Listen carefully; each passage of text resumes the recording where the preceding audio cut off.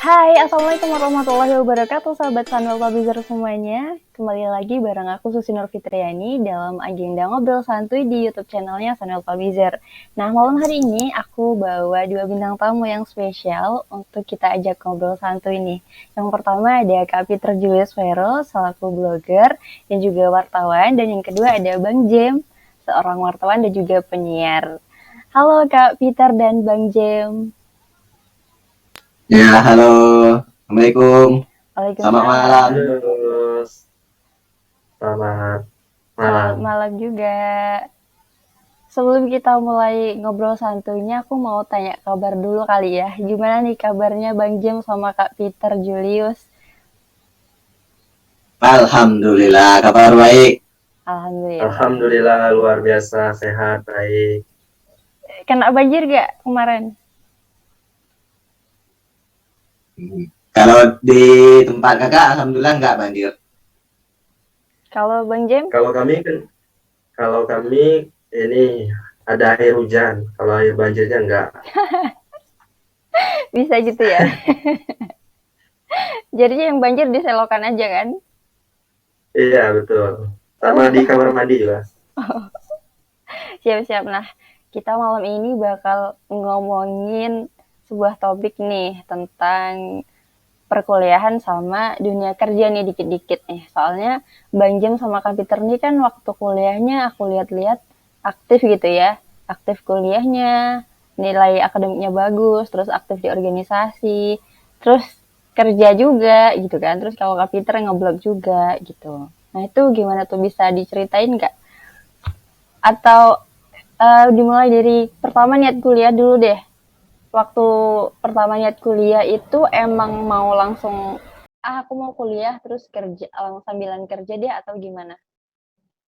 Ini senior Atau saya dulu yang jawab. oh boleh. Siapa nih? Siapa nih yang Ayo duluan? silakan Kak Jimmy Peter. atau saya? Kak Peter dulu deh yang senior. Oke, untuk pertanyaan tadi, kalau yang pertama memang dari awal sih mikirnya pengen fokus kuliah dulu ya. Karena kalau dulu mikirnya gini, kalau misalkan kita udah kuliah minimal kan kita udah punya modal.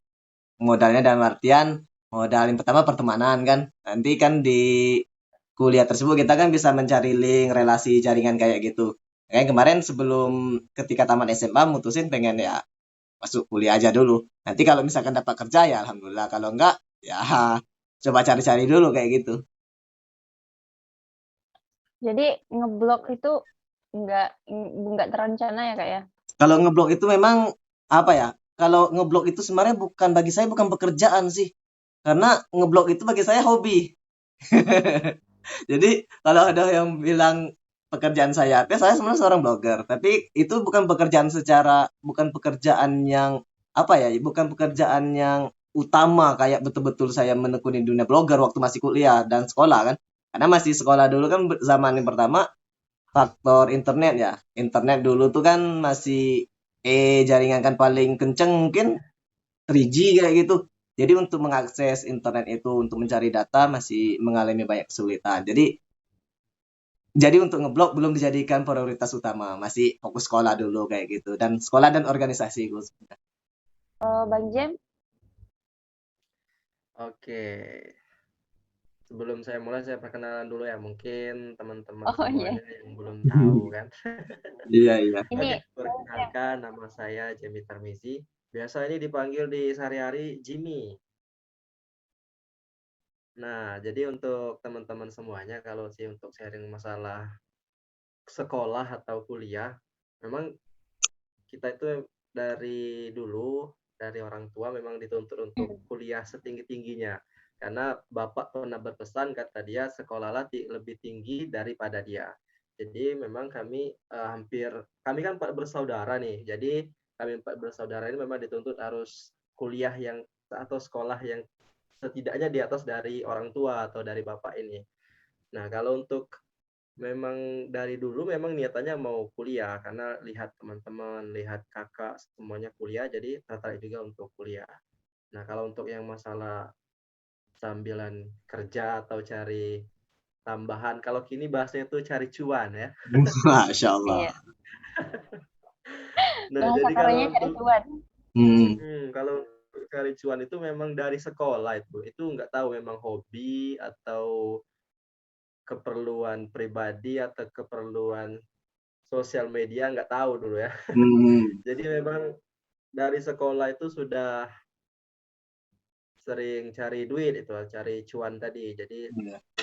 nggak minta duit lagi sama orang tua, karena memang orang tua itu mendidik kami 4 bersaudara ini untuk mandiri.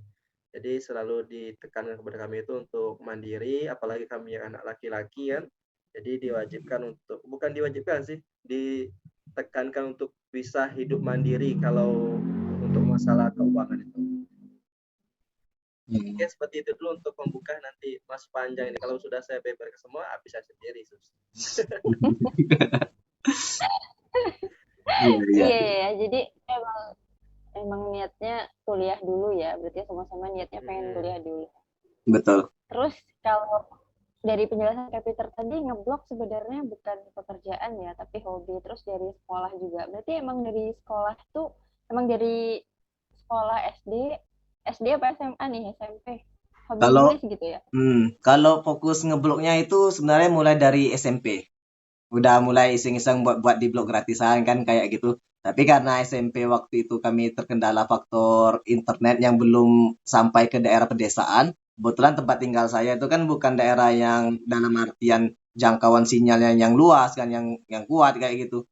Jadi untuk sinyal agak lemah. Jadi fokus ngebloknya kalau misalkan lagi ikut kakak ke Kota Bengkulu baru mungkin bisa update kayak gitu. Nah, kalau di sana mungkin untuk aksesnya masih terbatas. Nah, kemarin kebetulan waktu masih sekolah dulu itu kan SMP. Nah, pas SMA baru sinyal udah mulai agak perbaikan. Ada penambahan beberapa BTS tower di beberapa provider. Jadi alhamdulillah sinyalnya aku udah mulai agak kuat dan 3G udah mulai masuk ke kampung waktu itu. Jadi udah mulai enak fokusnya, udah bikin dari SMA udah mulai belajar nulis kayak gitu. Sebenarnya sih berawal ngeblognya itu lebih ke dulu awalnya fokusnya nulis ke puisi-puisi kayak gitu. Memang ke puisi. Oh, nulis Raja puisi. Ya, puisi. betul. Berarti Setelah dari puisi itu dulu kan media itu kan di sekolah saya itu ada namanya mading kan, majalah dinding.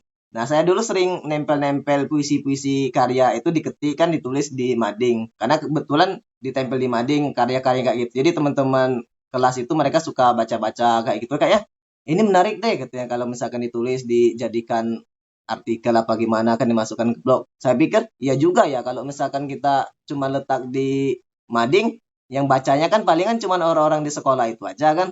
Sementara kalau kita masukkan ke dunia maya otomatis ada orang-orang lain yang mungkin bisa memiliki ketertarikan yang sama seperti itu. Kayak mulai fokus-fokus masukin juga ke blog kayak gitu, bikin blog dulu kayak gitu. Gitu sejarahnya. oh gitu ya sejarah. Jadi dari suka nulis puisi, terus akhirnya Hmm, kepikiran untuk memperluas iya. jangkauannya gitu ya. Mm-mm. Dan Dulu akhirnya kan sekarang ya saya dulu kan punya fanpage itu dulu tuh ada fanpage kayak semacam Sepenggal Rindu dulu tuh namanya kan. Akhirnya difokuskan dari Iya. kata-kata Sepenggal masuk lagi ke Sepenggal Info sekarang bikin blog kayak gitu. Berawal dari Sepenggal Rindu iya dulu. Nah, di Sepenggal Rindu itu saya sering bikin-bikin quotes kayak gitu, ada puisi-puisi kata-kata kayak gitu kan. Udah fokus kayak gitu. Nah, kayaknya di blog yang pertama itu dulu kalau di Sepenggal Rindu itu kan saya bikinnya dulu tuh ada namanya ada apa sepenggal rindu untukmu dari aku seseorang yang dulu pernah kamu panggil sayang. Jadi saya buat tagline kayak gitu betul. Jadi setelah itu kan saya buat tuh kumpulan dari yang terserak. Nah makanya di blog pertama saya itu dulu yang gratisan saya punya tagline itu dulu dari PJP blog kumpulan dari yang terserak. Karena kenapa yang dari terserak? Karena saya membangun blog itu saya mulai dari pertama saya mengumpulkan dari tulisan-tulisan saya yang dulu pernah saya publis di beberapa mading, ada yang dari fanpage, ada dari profil, kemudian saya salin sana, salin di sana. Akhirnya yang terserak itu saya satukan menjadi sebuah kesatuan di blog saya. jadi yang terserak jadi dari mulai yang terserak jadi yang sepenggal. Dari sepenggal-sepenggal akhirnya yang terserak tadi bisa menjadi satu keutuhan kayak gitu. Sampai Kalau boleh sekarang tahu sih. nama blog Nama blognya Sepenggal Info kan ya? Iya, Sepenggal Info. Terinspirasinya dari fanpage yang pertama, Sepenggal Rindu. Gitu ya. Oh my god. Sekarang masih aktif loh fanpage-nya, tapi udah jarang di update karena mungkin kekurangan adminnya. Nanti mungkin kalau Jimmy atau Susi berkenan nanti bisa jadi adminnya. Siap. Jadi tapi Gitu. ngomong-ngomong puisi-puisi ini zaman dulu pernah nggak ngerasain nulis puisi yang alay gitu? Ya, Dari yang segi huruf, dari segi mm, ya pastinya kan kalau angkanya kan pasti ada mm, yang angka pastinya huruf kan kalau nyambung zaman gitu dulu kan. kan kayak gini apa ya? Alay itu kan bahkan dulu ada kamusnya. Kamus alay kan kayak gitu. Ya, bahasa-bahasa alay itu kan dulu ada kamusnya tuh, ada bahkan beberapa operator saya masih ingat itu ada operator yang kuning itu, dia itu punya kamus istilahnya kamus alay, kamus bahasa alay. Jadi kita misalkan kamu lagi ngapain itu kan ada K-nya mungkin kapital, yang A-nya pakai pakai 4 kayak gitu kan. Jadi Iya, Iya. ya kayak gitu mungkin semua pernah merasakan kalau di zamannya kalau kini mungkin orang bilang apaan sih nulis kayak gitu. Tapi kalau zaman dulu itu mungkin ibarat suatu tren loh. Lu nggak alay zaman dulu mungkin Iya. nggak gaul kayak gitu. Pasti pernah. Yang disingkat-singkat kan karena dulu kan SMS itu kan hitung-hitungannya via apa per karakter gitu. 120 karakter itu udah satu layar kan kayak gitu. Dan sekian juga biayanya. Makanya kalau bikin-bikin puisi untuk gombal-gombalin cewek via puisi itu kadang disingkat kan dengan bahasa-bahasa yang tempat kayak cuman T4 kan kayak gitu fungsinya. T4. Kamus Iya, bahasa iya. alay dulu gitu. Tujuhnya S dan 7 ya. Nah, setuju kan Mantap. sih itu. Betul betul. Makanya Jadi i- nostalgia. ibarat apa ya? Ibarat kalau zaman dulu kan ada surat tuh. Kebetulan kan sering menerima surat juga tuh dari kakak-kakak kelas kan. Jadi kalau zaman dulu mungkin SMS belum begitu ngetren. Kalau SMP ada surat tuh kan ada pantun andalan dulu. 4 kali 4 sama dengan 16. Surat kulipat semoga dibalas. Wah itu gokil zaman dulu. Pas bacanya kan agak deg-degan kayak gitu. Nggak nemu sih itu. Gitu. Hmm. Nggak nemu itu Oh, ya yang 4 kali 4 tuh nggak. Susi Kalau nggak Bang nemu Jim ya? nemu nggak? Hmm. Nggak nemu. Zaman kami masih Atau ada mungkin nggak tuh. ada yang kirim surat ke aku. Mungkin Pak Pos dulu via Pak Pos. Dulu sering. Makanya kayak zaman-zaman tuker-tukeran binder kayak gitu kan. Itu memang era-era zamannya. Beda kayak gini kan. Kalau sekarang kan kita mungkin bisa sharing bertemu tatap muka via online kayak via bisa via aplikasi Zoom kayak gitu. Atau via aplikasi yang lainnya. Bang Jimmy ngerasain juga ya pasti ya. Pasti, karena pernah melewati masa demi masa. Masya Allah. Nah, nah kita kembali ke topik Hmm, nih. tapi ya. Salah kuliah produktif nih kan. Tadi kesibukannya berarti Kak Peter sama Bang Jim nih banyak kan. Ada 3 kesibukan nih.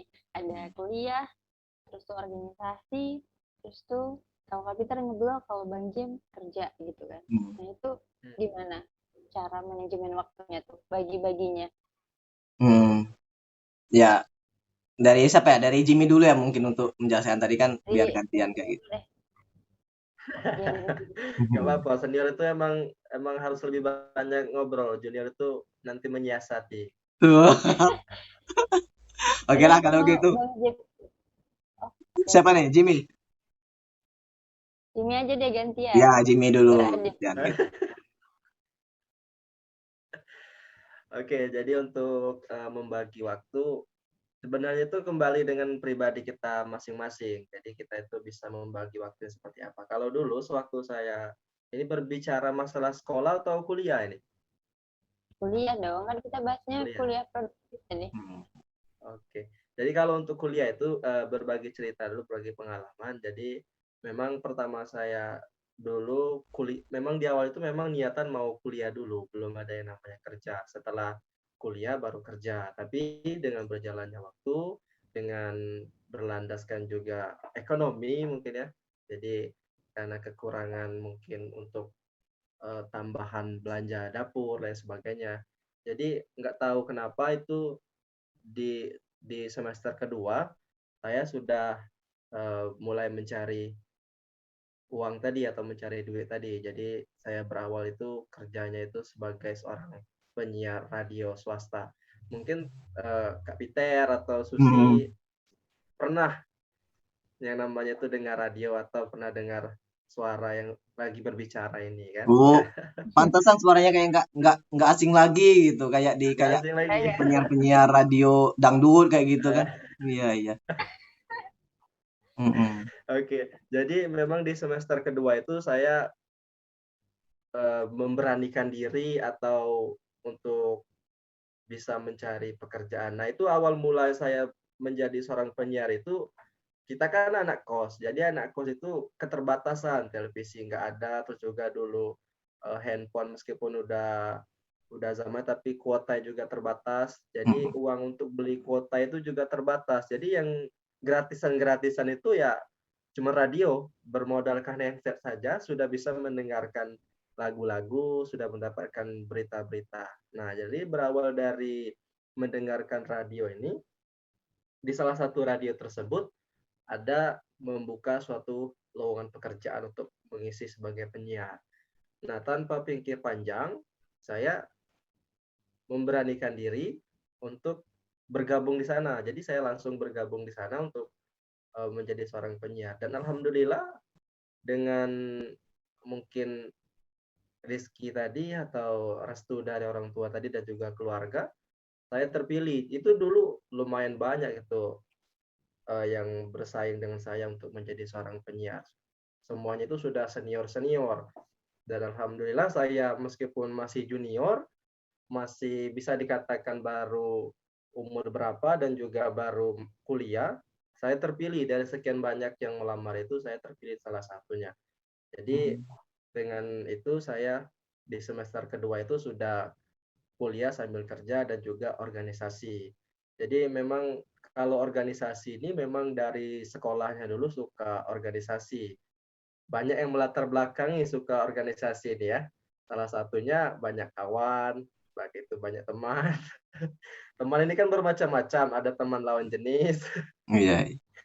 ada teman yang memang selalu mensupport kita dan juga banyak teman-teman. Jadi dengan organisasi ini kita banyak teman, banyak pengalaman, dan banyak pengetahuan.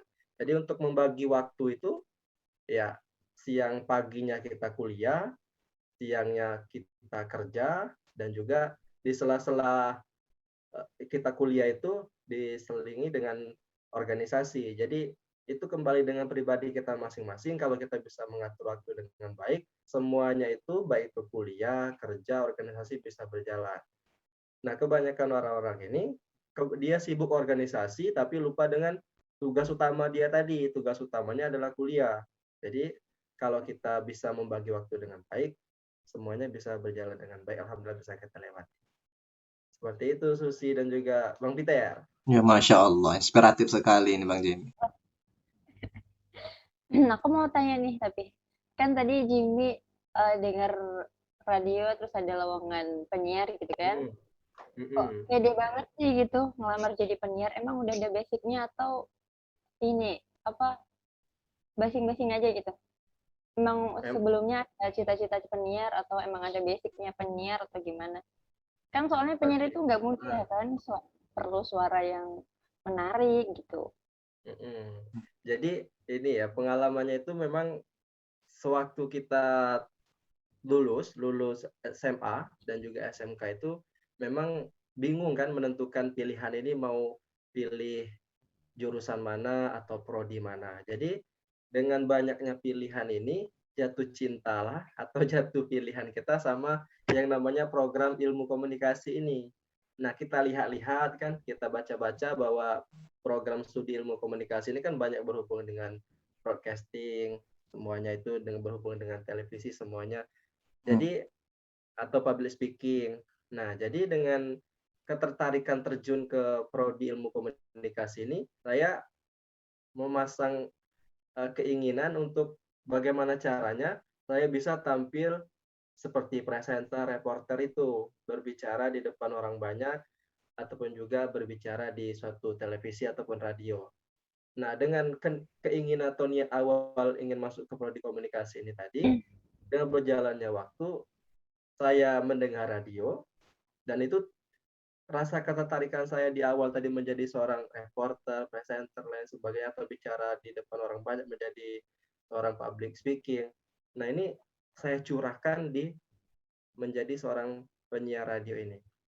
Memang di menjadi seorang penyiar radio ini yang terutama itu adalah suara atau keunikan atau bagaimana dia membawakan suatu acara itu menjadi lebih mencair, bisa menghibur dan bisa menyampaikan pesan dengan baik.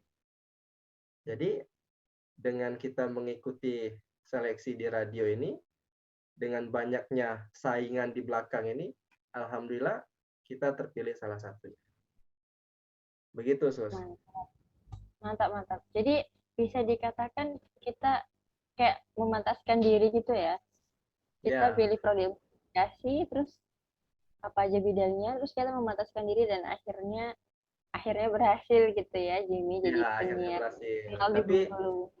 Tapi niat awalnya tadi kan ingin menjadi seorang presenter yang gagah dan ganteng di televisi, tapi belum tercapai ini. Tapi kan Jadi, sekarang udah Pak, mulai kan, udah mulai jalan kan, udah mulai jalan dari panggung ke alhamdulillah panggung. ya. Jadi meskipun wajanan ganteng belum ditampilkan di satu televisi ini, suaranya alhamdulillah sudah banyak mendengarkan. Seperti tagline kami seorang penyiar radio itu adalah satu suara berjuta telinga. Jadi insya Allah sudah jutaan yang dengar suara kita. Masya Masya Allah. Allah. Keren. Keren, mantap. Sekarang lanjut nih ke Kak Peter, gimana tadi cara manajemen waktu Kak Peter? Ya, yang pertama kita kan ingat kalau di Al-Quran itu kan Allah itu bersumpah atas nama waktu. Yang pertama demi masa, kata Allah. Sesungguhnya setiap manusia itu dalam kerugian. Nah, berdasarkan hal tersebut, kita selaku seorang muslim pastinya kita harus bisa memanajemen waktu sebaik mungkin. Saya ketika masih sekolah dulu dan ketika kuliah, bagi saya organisasi, hobi, pekerjaan itu bisa berjalan secara bergandengan atau bersama-sama. Gak mesti kalau misalkan kita fokus kerja, organisasinya tinggal. Atau ketika kita fokus ke hobi kita, kuliahnya terbengkalai. Saya nggak memakai prinsip seperti itu karena bagi saya ketika dari awal saya masuk kuliah dulu pun dari sekolah, saya mikir gini, hal tersebut bisa berjalan secara bergandengan dan bersama. Jadi saya kelola seperti ini misalkan. Contoh ketika di awal masuk kuliah dulu, saya kebetulan menjadi komti juga kan, jadi komti dari semester awal sampai semester akhir jadi komti. Nah, di sela-sela saya kuliah itu, ketika kita lagi menunggu dosen, kita kan kadang lagi ngobrol-ngobrol tuh sama teman-teman, bercanda sama teman-teman. Nah, ketika dalam bercanda, berbaur bersama banyak orang itu kan, kadang inspirasi itu kan bisa datang tiba-tiba. Nah, ketika inspirasi tersebut datang tiba-tiba, misalkan kawan ngomong dia cerita kayak gini, kayak ini menarik deh kalau kita jadikan tulisan atau kita olah menjadi semacam kayak cerita pendek kayak gitu. Nah, saya langsung mengeksekusi hal tersebut di HP. Saya di HP saya itu dari zaman dulu sampai sekarang, dari saya kuliah sampai sekarang, saya punya grup yang isinya saya sendiri. Saya bikin namanya draft atau saya bikin nama saya PJP apa gimana kan namanya. Nah, di sana saya selalu menulis hal-hal yang ingin saya lakukan. Misalkan hari ini apa yang pengen saya buat. Misalkan ada teman saya cerita kayak gini, oh, ini kayak menarik deh kalau diolah menjadi sebuah kalimat atau menjadi sebuah cerita kayak gitu. Saya tulis dulu untuk memanajemen waktunya. Karena kan kita kan nggak mesti full terus. Misalkan di sela-sela kita kuliah itu kan ada waktu jeda kita untuk menunggu dosen. Ada juga waktu jeda kita untuk misalkan lagi pergantian dari mata kuliah satu ke mata kuliah yang lain. Pun begitu juga ketika di organisasi. Ketika mungkin kita lagi menunggu waktu-waktu di sela-sela rapat, ada sih hal-hal yang menarik. Misalkan gini, saya bisa memanfaatkan hobi organisasi saya itu menjadi bahan tulisan di blog. Makanya saya punya blog satu lagi itu ada PJP Network itu, isinya itu tentang kehidupan mahasiswa saya olah. Mulai dari apa yang dulu pernah saya lakukan di organisasi, saya masukkan di sana. Contoh nih, misalkan saya dulu kan hobi sebagai ketua, saya pasti pernah bikin surat. Nah, surat tersebut saya tulis, saya buat, kemudian saya masukkan ke Google Drive, kemudian saya olah kata-katanya. Jadi bagi teman-teman yang pengen download surat, misalkan contoh contoh surat izin, contoh surat pengunduran diri, atau contoh laporan pertanggungjawaban dari organisasi. Saya juga punya, saya masukkan juga ke sana. Kenapa saya masukkan ke blog punya saya? Karena saya mikir gini, dulu ketika saya masih masih belum punya hobi, belum belum belum ini ya, belum apa fokus ngeblog, untuk mencari bahan tulisan kayak gitu kayaknya agak susah, terutama untuk orang di Bengkulu. Misalkan gini, kita ketik kata-kata kunci Bengkulu zaman dulu, apa yang munculnya? Paling-paling ya kasus gubernurnya yang tertangkap oleh korupsi. Atau ketika kita ketik kata Bengkulu, apa yang fokusnya? Orang banyak bilang bahwa Bengkulu itu lubuk kecil, buaya banyak, paling-paling istilah-istilah yang baik muncul. Dan hal-hal yang seperti itu menurut saya itu perlu kita rubah di dunia maya. Makanya ketika itu saya punya tekad juga bahwa dengan kita ngeblok itu semakin banyak hal-hal kebaikan yang kita bagikan di dunia maya itu otomatis hal-hal yang buruk tentang Bengkulu ini bakalan tenggelam. Orang-orang mungkin selama ini fokusnya ketika ingat Bengkulu, oh paling gubernurnya beberapa orang udah tertangkap korupsi. Itu zaman mindset mereka dulu. Tapi kalau sekarang dengan semakin banyaknya orang-orang yang aktif menulis, mungkin ketika orang ngetik, mungkin orang ketik Sunwell Publisher, mungkin muncul nama Susi kan? Ada nama-nama orang-orang dari Bengkulu yang hebat yang mereka udah terdaftar, udah punya karya, udah punya tulisan kayak gitu. Nah, di sela-sela tersebut kita bisa memanfaatkannya sebenarnya. Misalkan ada lagi sharing bersama teman atau lagi ngumpul bareng keluarga, ada hal-hal yang menarik, langsung eksekusi, catat dulu poinnya apa yang pengen ditulis. Makanya yang saya bilang tadi, saya punya grup itu isinya saya sendiri. Di grup tersebut saya selalu menulis hal-hal apa aja, termasuk utang-utang teman-teman saya tulis juga di sana gitu. Gitu. agar nanti saya nggak lupa. Karena manusia ini kan bawaannya kan pelupa. Memang terakhirnya terciptanya mungkin rata-rata memang pelupa gitu. Kalau kita ide itu udah ada tapi nggak kita tulis, lama-lama idenya hilang. Tadi pengen nulis apa ya? Tapi kalau udah kita tulis, maka wah, pas kita buka ke grup kan kebetulan kita rata-rata kan dalam satu hari itu nggak mungkin kita nggak buka WhatsApp. Pasti buka WhatsApp. Makanya untuk grup yang isinya saya sendiri itu draft namanya itu saya sematkan sebagai posisinya di paling atas. Jadi ketika saya buka grup, saya lihat ada grup yang isinya saya sendiri itu, saya lihat, oh ini kayaknya belum saya selesaikan deh. Oh kayak gini, misalkan hari ini ada rapat dengan ini, hari ini ada sharing dengan orang-orang kece di Sunwell Publisher kan kayak gitu. Saya tulis agar nggak lupa kayak gitu. Untuk memanajemen waktunya, yang pastinya harus ditulis juga. Dan itu tadi, semua hal itu sebenarnya bisa berjalan berbarengan. Hobi, aktivitas keseharian, sama pekerjaan itu bisa jalan berbarengan asalkan kita bisa mengelolanya dengan baik. Seperti itu deh. Kayak kita harus menentukan skala prioritas juga kan ya Kak ya? Nah, betul. Skala prioritas kitanya juga harus dipasang. Yang mana yang pengen difokuskan. Jangan sampai nanti ketika kita fokus ke hobi, ya kita sibuk hobi aja. Skala prioritasnya kalau masih kuliah ya pasti selesaikan kuliah dulu. Iya, takutnya nanti kan orang fokus hobi-hobi terus pas dilihat, oh udah semester 13. Betul lagi di DU. Karena kenapa? Karena sibuk ngurusin hobi. Makanya ada prioritasnya disusun dulu, Iya. disusun juga. Misalkan kalau masih kuliah, otomatis prioritasnya kuliah. Nah, yang sampingannya apa? Misalkan hobinya tadi, kalau kayak Jimmy tadi kan dia sebagai penyiar. Tentu deh, selagi dia kuliah, dia pasti mungkin bisa bagi waktu juga di dunia siar radio kayak gitu. Prioritasnya Iya, juga ada. soalnya tuh banyak di teman-teman aku juga misalnya yang ada Mm-mm. yang kerja, ada yang organisasi, terus kalau misalnya dia terus kerja aja lupa kuliahnya gitu kan. Mm-mm. Sampai ya kayak gitu lah karena nggak ada skala prioritasnya tadi kan. Jadi penting juga sih menentukan skala prioritas. Terus penting juga memanfaatkan waktu senggang ya Kak ya. Soalnya Iya, betul. kita juga ada waktu senggang tuh bukannya diisi sama kegiatan bermanfaat, tapi kadang lihat status orang doang atau Iya. Atau ngobrol kalau ya zaman kan. sekarang mungkin scroll TikTok kan sampai Overthinking ya. berjam-jam kayak gitu. Iya benar. Iya. Makanya itu kalau bisa kan kita bisa menggunakan fasilitas-fasilitas yang ada di internet itu untuk sebagai manajemen waktu. Kalau di handphone Android itu kan dia punya digital well-being. Jadi di sana kan ada fitur aplikasi untuk men-tracking sudah seberapa jauh sih kita bermain media sosial. Bahkan TikTok yang terbaru ini sekarang udah punya fitur juga. Jadi ketika kita online scroll TikTok itu udah lebih dari 45 menit atau 60 menit, maka nanti akan diingatkan di layar bahwa kita harus berhenti dulu seperti itu. Tinggal diaktifkan aja di pengaturannya. Selagi Oh, untuk ada ya? ada sekarang. Makanya Nggak itu tahu. salah satu cara untuk menentukan skala prioritas kita agar kita nggak kasihkan.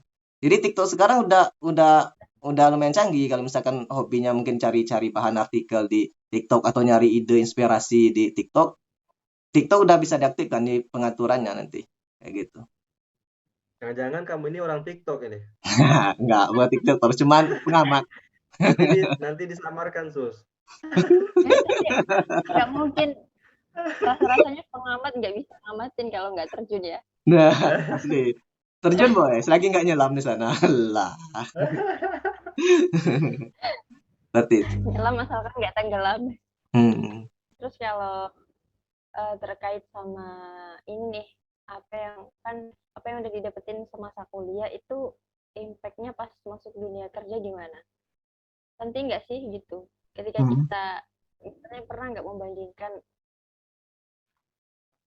orang sama orang yang ikut organisasi ketika dia lulus itu gimana gitu? Hmm.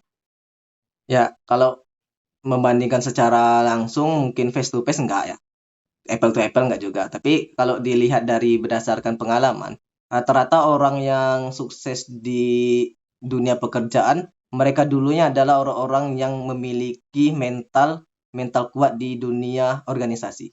Rata-rata. Tapi nggak menutup kemungkinan juga orang-orang yang nggak fokus di organisasi nggak sukses, bukan berarti seperti itu. Tapi rata-rata sepengetahuan saya orang-orang yang memang mentalnya udah teruji, mereka adalah orang-orang yang aktif dulunya di organisasi. Karena kenapa? Di organisasi pertama mereka udah memiliki apa ya, pengalaman terjun ke lapangan secara nggak langsung. Secara nggak langsung, secara nggak mereka sadari. Sebenarnya mereka itu udah diajari bahwa nanti ke depannya kamu bakalan buat seperti ini. Misalkan kita udah di organisasi itu bikin surat. Di dunia kerja kita nanti juga bakal bikin surat. Bikin surat apa, misalkan gitu. Bikin proposal. Nanti ketika dunia kerja kita juga butuh proposal. Secara nggak langsung sebenarnya kalau kita sadari, dulu yang diajarkan di organisasi itu sebenarnya kini sudah dinikmati. Saya sendiri juga merasakannya. Kalau misalkan dulu nggak aktif di organisasi, mungkin sampai sekarang saya rasa untuk jaringan relasi sampai ke nasional kayak gitu mungkin nggak punya. Kayak teman-teman blogger Nusantara kenal kayak gitu, blogger dari daerah-daerah lain. Kayaknya kalau dulu nggak aktif di organisasi, nggak aktif di apa ya di forum komunitas kayak gitu. Organisasi itu sebenarnya nggak mesti yang apa ya, kalau mungkin dalam mindset beberapa orang organisasi itu kayak misalkan di kampus tertentu misalkan ada kayak BEM-nya, ada ininya, ada himanya kan gitu. Nah, enggak juga. Ada komunitas-komunitas kecil yang terkadang lupa diekspos. Misalkan ada komunitas yang orang yang suka menulis puisi di satu sekolah, di satu kampus. Nah, secara nggak langsung itu sebenarnya udah melatih mental kita. Jadi mental kita itu ketika masih sekolah, masih kuliah itu di sana udah dibentuk. Sekarang mungkin tinggal pematangannya kayak gitu. Tinggal melatihnya lagi, udah mengingat lagi memori-memori yang mungkin udah terkubur kayak gitu. Nah, kalau boleh nih dirangkum, apa sih tips dari Kak Peter sama Bang Jimmy biar kita itu produktif waktu kuliah? Ya, untuk yang pertama kalau secara umum untuk memanajemen waktu, pertama kalau saya tadi ditulis di bikin grup tadi. Bikin grup yang isinya kita sendiri, lalu kemudian catat poin-poin penting apa saja yang nantinya sekiranya ingin ditulis ataupun dilakukan ke depannya. Karena inspirasi itu bisa datang kapan saja. Ketika kita sedang mengobrol dengan orang lain, ketika kita bertemu dengan orang-orang baru, tentu saja di sana mungkin kita akan dapat inspirasi. Nah, solusinya biar inspirasi tersebut nggak hilang, biar apa yang pengen kita tulis tadi nggak hilang, kita catat dulu, kita bikin draft, setelah itu nanti baru kita eksekusi, kita wujudkan apa yang kita catat tadi menjadi sebuah hal yang mungkin nyata kayak gitu. Nah, kemudian selanjutnya, kalau untuk memanajemen waktu tadi, kita juga punya skala prioritas. Kalau misalkan masih kuliah, jadikan fokusnya ke kuliah dulu, yang hobi tadi mengiringi. Tapi dua-duanya bisa jalan berbarengan. Tinggal bagaimana kita memanfaatkannya. Misalkan contoh tadi, ketika kita asik kuliah, di sela-sela menunggu waktu dosen datang, kan bisa tuh kita manfaatkan untuk hobi kita. Kalau misalkan hobinya menulis, monggo ditulis apa misalkan yang pengen ditulis, apa yang pengen dicatat kayak gitu, tulis dulu. Karena keseharian kita kan punya handphone. Kalau mungkin yang hobi nulis di buku, silakan tulis di buku, di oret-oret kayak gitu. Nanti sambil menunggu dosen. Kadang dosennya kan datang telat, atau kadang dosennya nggak datang kan kayak gitu. Jadi daripada waktunya terbang percuma, ya mendingan dimanfaatkan untuk menyalurkan hobi tadi. Jadi yang prioritasnya tetap jalan, hobinya tetap jalan juga. Bisa jalan bebarengan. Lalu kemudian yang satu lagi tadi, untuk memanajemen waktunya, kita harus tahu target kita ke depannya apa.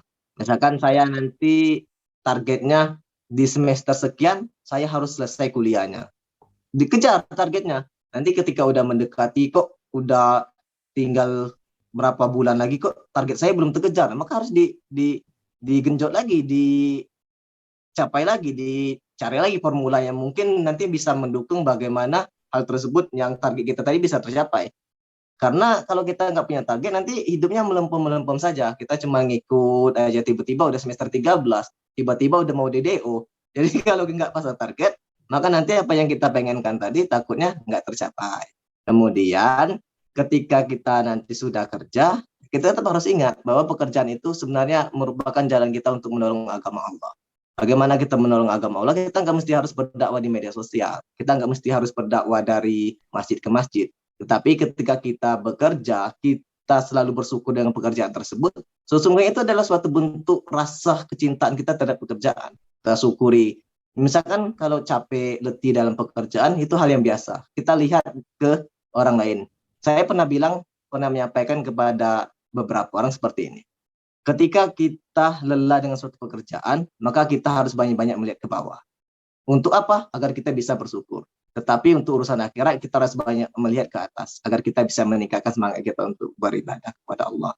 Jadi kalau kita banyak, ketika kita sudah lelah, monggo lihat lagi orang-orang lain. Ada orang yang belum dapat pekerjaan, ada orang yang mungkin kesehariannya dia masih bawa map kemana-mana, dia masih pengen, saya pengen gimana ya menikmati, merasakan, mendapatkan pekerjaan.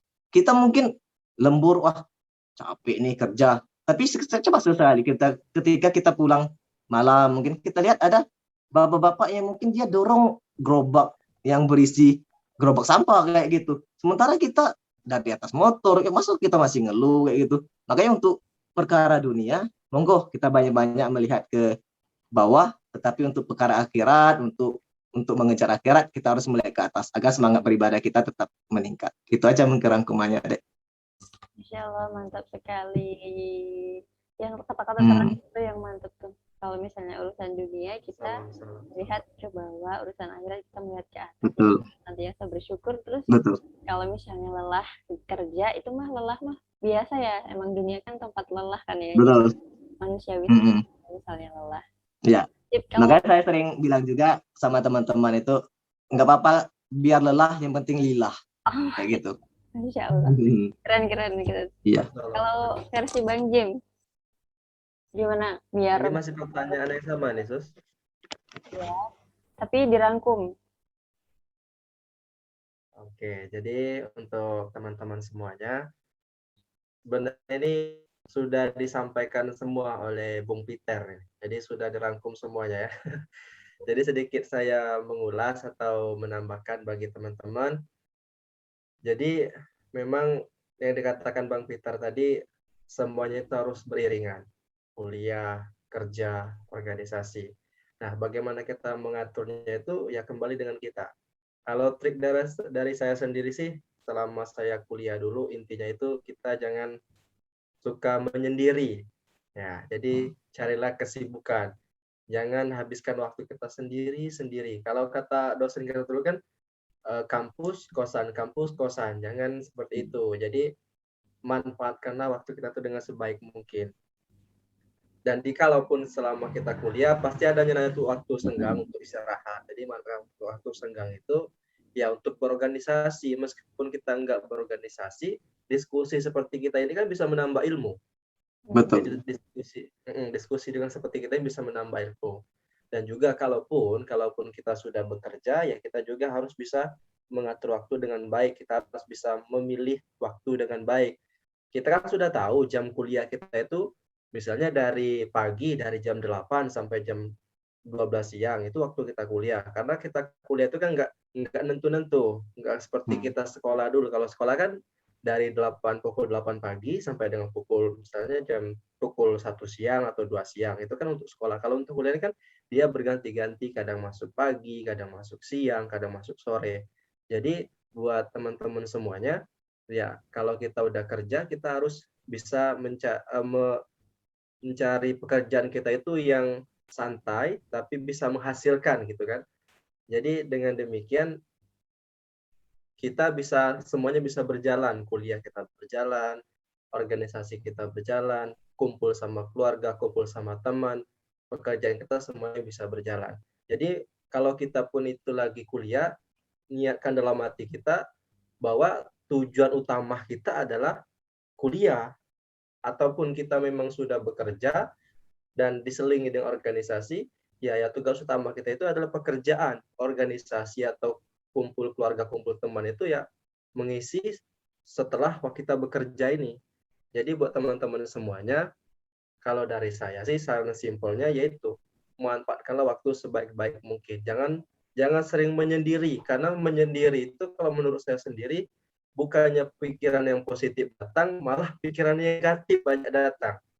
Kalau kita sering menyendiri, kalau saya pribadi, jadi teman-teman kalaupun kita nggak ada kerjaan, ya nggak ada salahnya kita, misal kalau di rumah bisa ke rumah tetangga itu ngobrol. Nanti dengan obrolan itu pasti ada pengetahuan yang kita dapatkan, obrolan dengan tetangga kita itu. Ataupun di kampus demikian juga, kalaupun lagi waktu kuliah kita lagi istirahat, bisa nih kumpul sama teman-teman, mencari pengalaman, atau kita yang berbagi pengalaman. Karena kita menyampaikan atau berbagi ilmu itu adalah suatu pahala juga. Jadi apapun yang kita sampaikan dan apabila bermanfaat untuk orang, menjadi pahala kita juga untuk kita ke depannya nanti.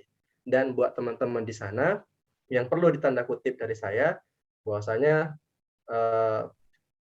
yang sering saya dengar itu adalah bahwa setiap orang itu ada masanya dan setiap masa ada orangnya.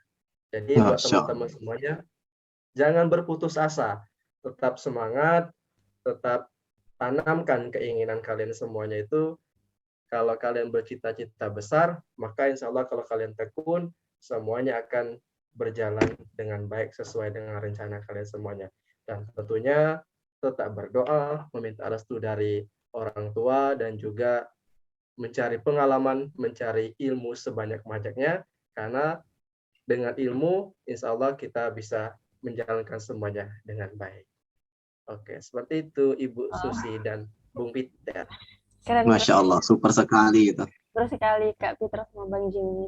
Ngomong masalah kuliah nih ya, dulu kalau aku sih pernah denger ini kata-kata ini. Katanya kuliah organisasi itu penting tapi kuliah nomor 1. Benar ya? Iya.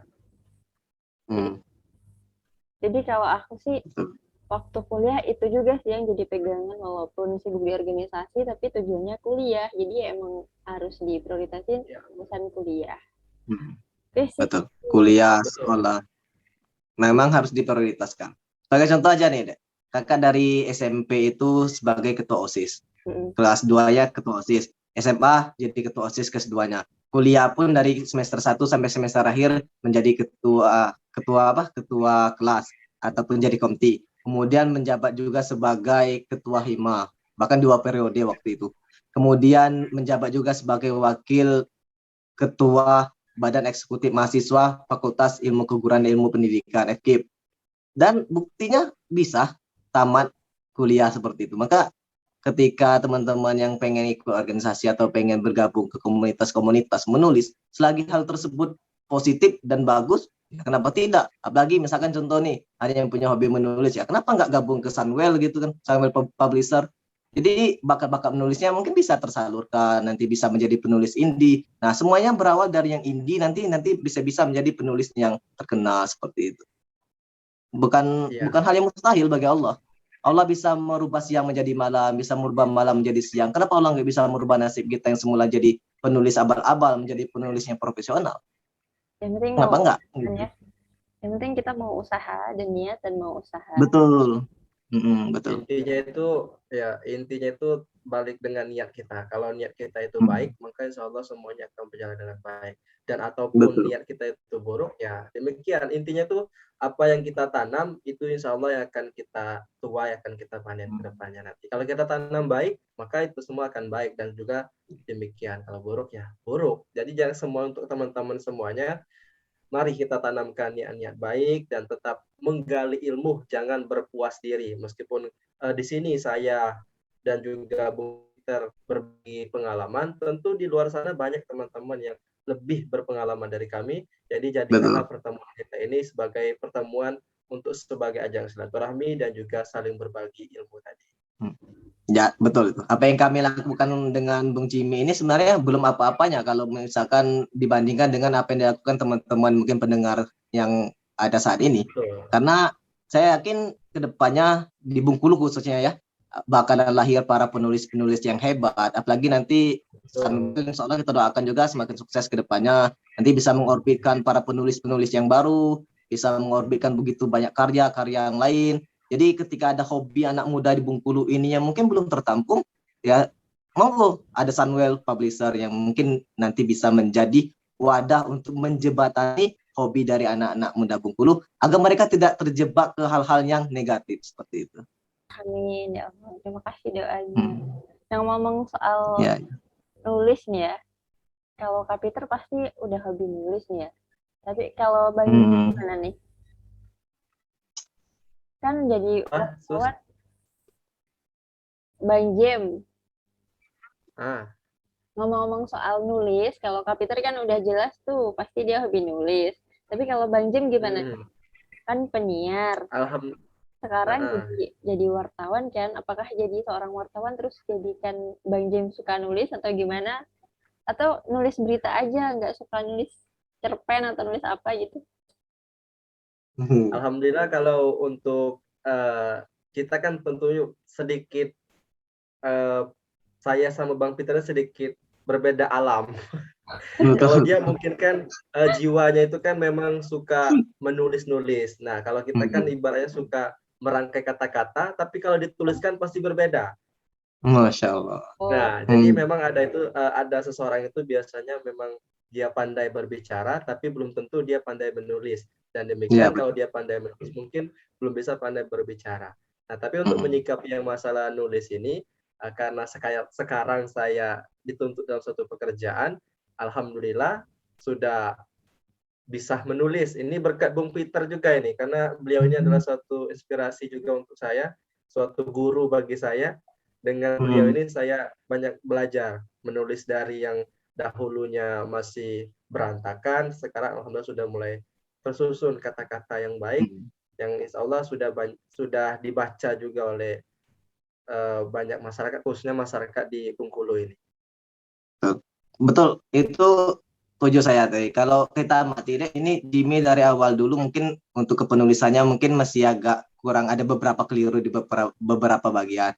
Kalau sekarang udah semakin bagus. Bahkan saya kadang tuh kalau melihat hasil dari tulisan Jimmy udah kayak minder gitu. Bahkan dia kalau di Jimmy ini sebenarnya kalau dia ide-ide ceritanya itu banyak yang bagus deh.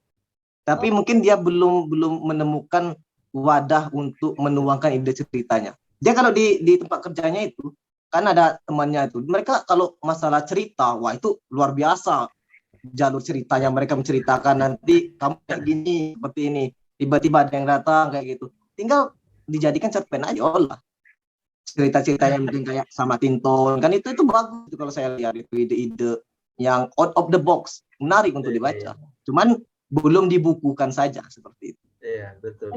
Jadi baru sekedar pembicaraan saja, tapi belum bisa dituangkan dalam suatu tulisan yang berbentuk belum dieksekusi atau lain sebagainya. Ya. Mungkin ini masih seperti tadi tahap pembelajaran tadi, Sus. Jadi masih belajar menggali untuk menjadi lebih baik tentunya. Betul. Berarti ada kemungkinan lah ya. Insya Allah Ya. kalau kita kembalikan niat tadi, kalau niat kita baik, Hmm. ya insya Allah ada jalannya untuk baik. Banyak jalan menuju kebaikan. Insya Allah. Yang kalau Kak Peter sendiri kan punya blog nih.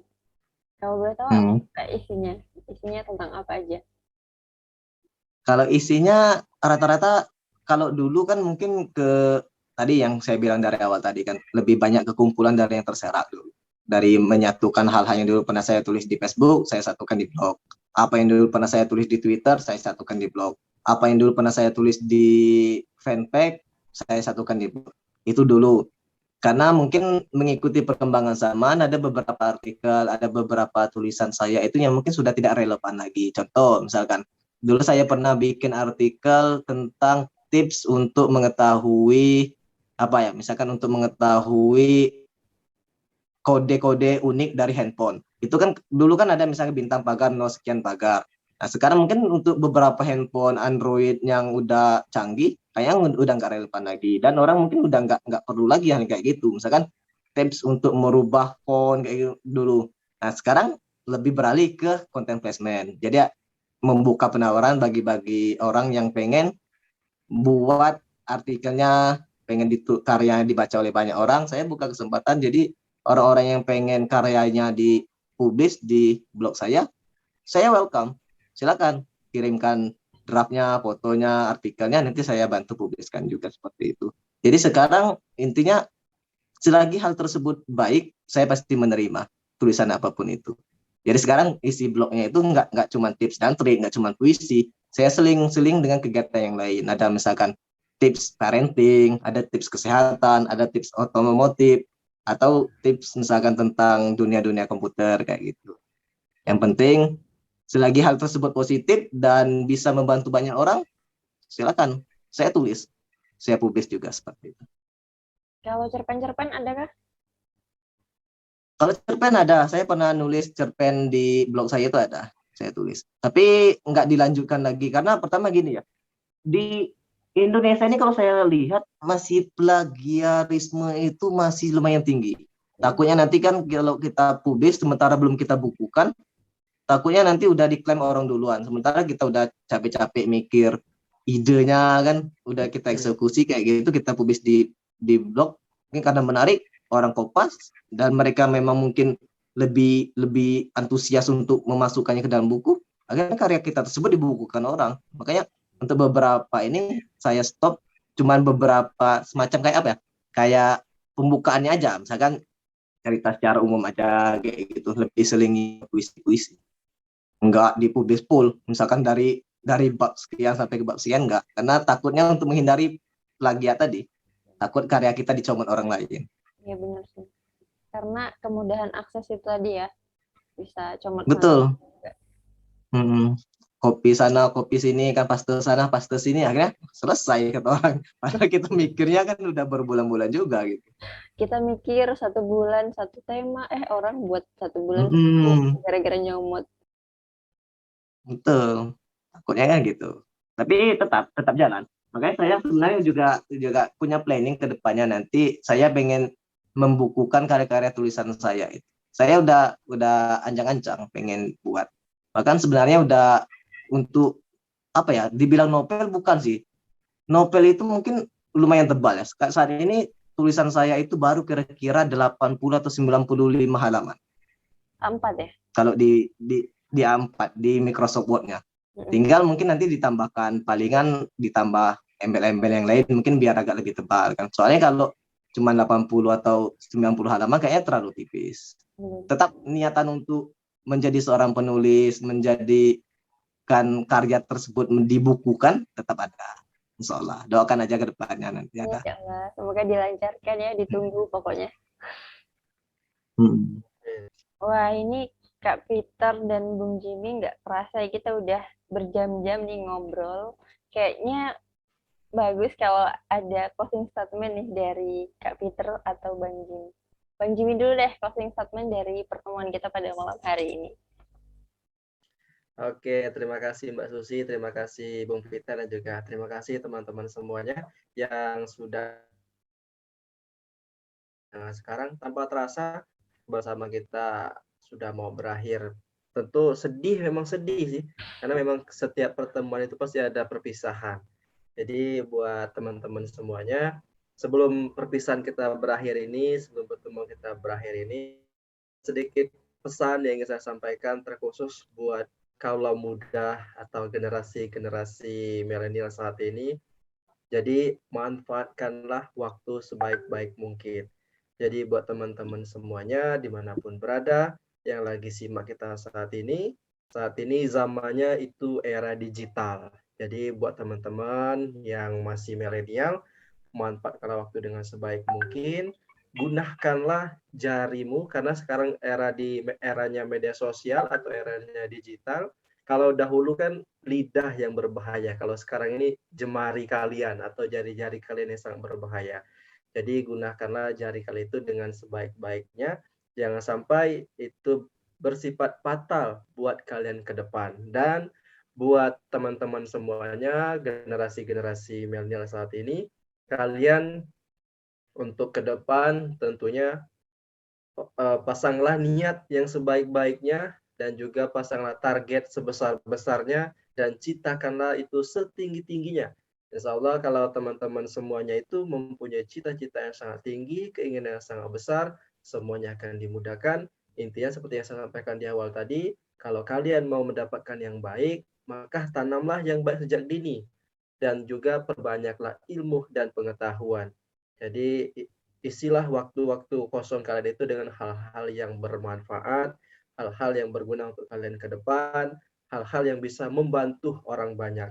Jadi buat teman-teman semuanya, sekali lagi saya berpesan, gunakanlah waktu dengan sebaik mungkin, dan manfaatkanlah semua dengan sebaik mungkin. Dan mari kita saat ini karena udah di eranya digital, mari kita semuanya melek digital, manfaatkan peluang saat ini dengan sebaik-baiknya. Dan insya Allah buat teman-teman semuanya, kita akan sukses bersama-sama. Oke, terima kasih. Halo Kak Peter, silahkan. Closing statement. Ya, kalau nggak terasa ya udah lumayan panjang kita ngobrol.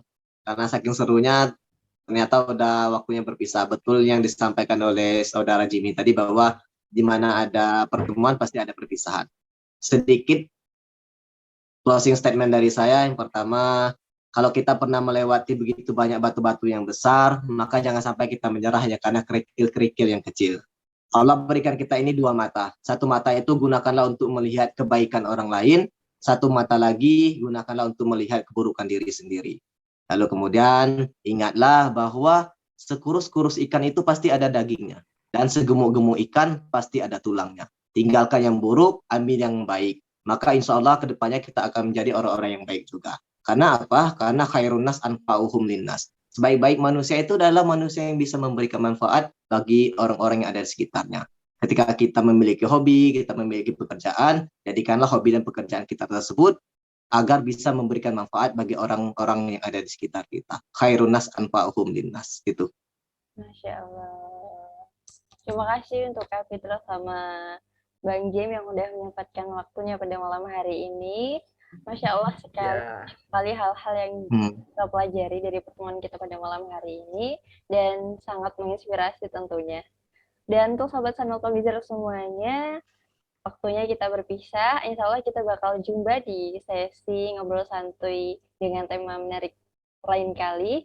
Dan untuk sahabat Channel Talkbizer semuanya juga, jangan lupa nih pesannya Kak Fitra sama Bang Jim kalau kita harus memanfaatkan waktu kita sebaik mungkin agar kita menjadi manusia yang bermanfaat setiap saatnya. Saya Susinur Fitrani, mohon undur diri. Wassalamualaikum warahmatullahi wabarakatuh. Waalaikumsalam warahmatullahi wabarakatuh.